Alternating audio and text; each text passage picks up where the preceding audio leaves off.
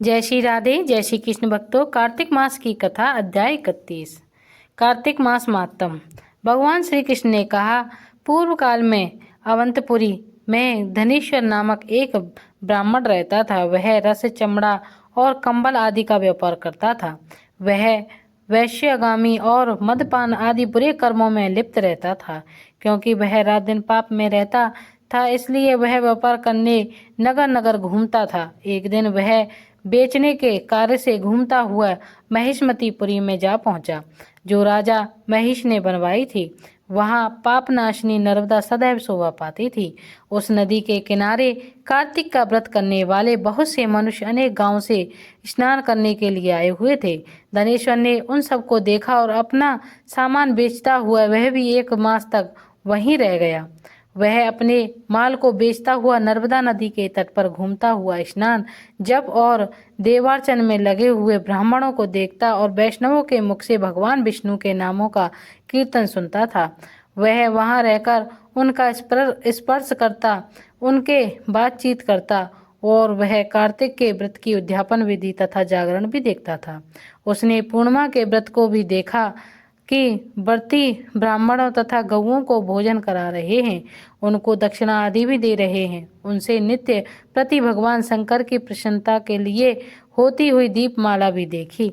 त्रिपुर नामक राक्षस के 3 पुरों को भगवान शिव ने इसी तिथि को जलाया था, इसलिए शिव जी के भक्त इस तिथि को दीप उत्सव मनाते हैं। जो मनुष्य मुझ में और शिव जी में भेद करता है, उसकी समस्त क्रियाएं निष्फल हो जाती हैं।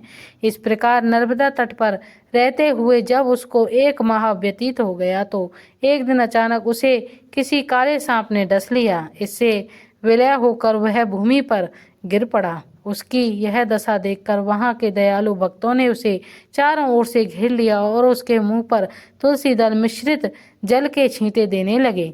तब उसके प्राण निकल गए। तब यमदूतों ने आकर उसे बांध लिया और कोड़े बरसाते हुए उसे यमपुरी ले गए। उसे देखकर चित्रगुप्त ने महाराज से कहा, इसने बाल्यावस्था से ही लेकर आज तक केवल बुरे कार्य ही किए हैं। इसके जीवन में तो पुण्य को कोई लेश मात्र भी नहीं है, दृष्टिगोचर नहीं होता।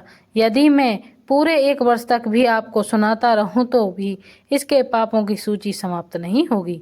यह महापापी है, इसलिए इसको 1 कल्प तक घोर नरक में डालना चाहिए।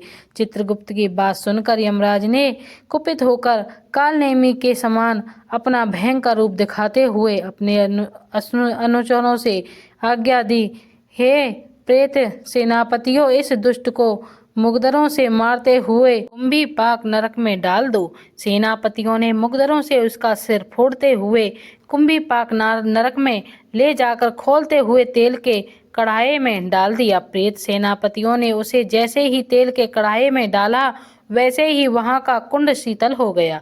ठीक उसी प्रकार जिस प्रकार पूर्व काल में प्रहलाद को डालने से दैत्यों की जलाई हुई आग ठंडी हो गई थी।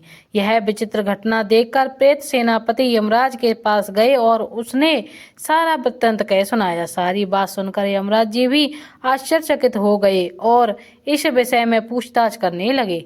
उसी समय नारद जी वहां आए और यमराज से कहने लगे, सूर्य नंदन, यह ब्राह्मण नरकों का भोग करने वाला नहीं है। जो मनुष्य पुण्य कर्म करने वाले लोगों का दर्शन, स्पर्श और उनके साथ वार्तालाप कर लेता है, वह उनके पुण्य का 6वां अंश प्राप्त कर लेता है।